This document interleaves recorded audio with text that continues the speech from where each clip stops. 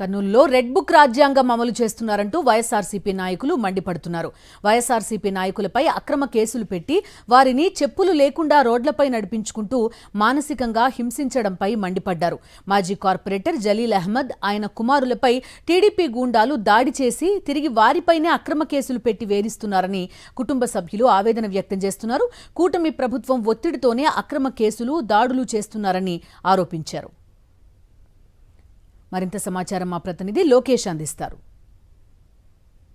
YSR Congress party సంబంధించిన నాయకుల మీద అక్రమ కేసులు బనాయించడమే కాకుండా వారిని నగరంలో నడిపించుకుంటూ తీసుకెళ్లడంపై పోలీసుల యొక్క అతి ఉత్సాహం అనేది బయటపడిన పరిస్థితి అయితే కనపడుతుంది. ఏదైతే వైఎస్ఆర్ పార్టీకి సంబంధించిన వారి యొక్క కుటుంబీకులు అయితే ఆగ్రహం వ్యక్తం చేస్తున్నారు. ఇప్పటికే పలు విమర్శలు ఎదుర్కొంటున్న పోలీసులు ఇటువంటి అతి ఉత్సాహాన్ని ప్రదర్శించడంపై మండిపడుతున్న పరిస్థితి కనపడుతుంది. ఒక కేసు విషయంలో మాజీ కార్పొరేటర్తో పాటు వారి ఇద్దరి కుమారుల మీద అక్రమ కేసులు బనాయించి వారిని నడుచుకుంటూ ఈ యొక్క రోడ్డు మీద తీసుకెళ్లడంపై వాళ్ళంతా ఆగ్రహం వ్యక్తం చేసిన పరిస్థితి. ఈ యొక్క అంశంపై మాట్లాడేందుకు వారి కుటుంబ సభ్యులు ఉన్నారు, వారితో మాట్లాడే ప్రయత్నం చేద్దాం.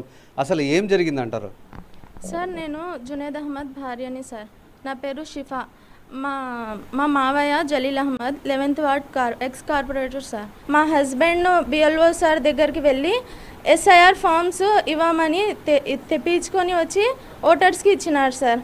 ఇచ్చింటే అది మెయిన్ మనసులో పెట్టుకొని వైఎస్ఆర్ వాళ్ళకు ఇప్పించినారు.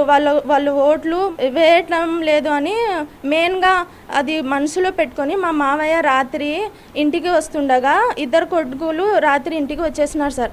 12 గంటల సమయంలో మా మావయ్య ఇంటికి సంబంధించిన వస్తువులు తీసుకొని వస్తుండగా మా మావయ్య మీద తేజీమ్ ఖాన్ తను మా దగ్గరనే 50-100 రూపీస్కి అడుక్కుంటారు సార్. అడుక్కు తింటారు మా దగ్గరనే టైం పడినప్పుడు. వాళ్ళకు ఈ మెహబూబ్ ఖాన్, ముహమ్మద్ ఖాను ఫుల్ తాపించి మా మావయ్య మీద దాడికి పాల్పడినాడు సార్. అది తెలుసుకున్న మా హస్బెండ్ వీళ్ళు అక్కడ పోయి ఆ తేజీమ్ ఖాన్కి ఏం కొట్టలేదు సార్, ఇవన్నీ ఫేక్ సార్. కానీ వాళ్ళకంతా వాళ్ళు కొట్టుకొని మా మీద ప్రతిసారి ఇలా ఫేక్ కేసులు పెడుతున్నారు సార్. వాళ్ళది ప్రభుత్వం ఉందని పోలీసులు మాకు ఏం సాయం చేయడం లేదు సార్. మేము చిన్న పిల్లలకు తీసుకొని చాలా బాధపడుతున్నాం సార్.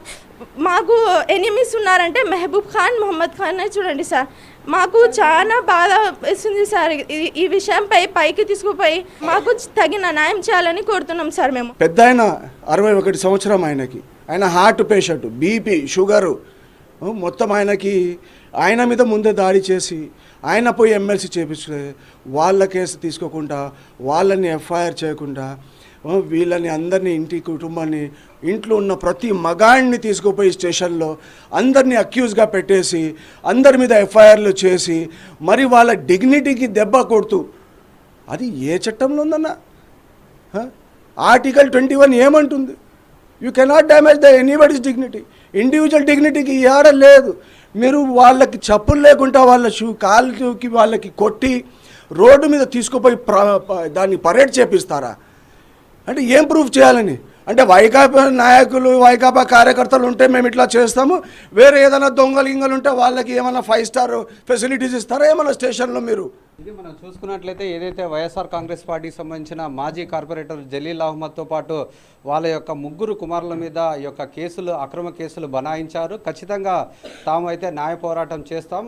ఈ యొక్క అక్రమ కేసులు పెట్టడమే కాకుండా వారిని ఒక పెరేడ్గా, ఒక పెద్ద నేరస్తులుగా ఈ యొక్క వీధిలో తీసుకుపోవడంపై వైఎస్ఆర్ కాంగ్రెస్ పార్టీ అయితే తీవ్ర స్థాయిలో ఖండిస్తున్న పరిస్థితి. ఖచ్చితంగా ఈ యొక్క కుటుంబాన్ని ఆదుకోవాలంటూ వీరంతా చెప్తున్నారు. ఇప్పటికైనా పోలీసులు వారి యొక్క పనితీరును మార్చుకోకపోతే పెద్ద ఎత్తున ఆందోళన చేస్తామంటూ వైఎస్ఆర్సీపీ నాయకులు అయితే హెచ్చరిస్తున్న పరిస్థితి. కెమెరామెన్ శేఖర్తో లోకేష్, సాక్షి టీవీ, కర్నూలు.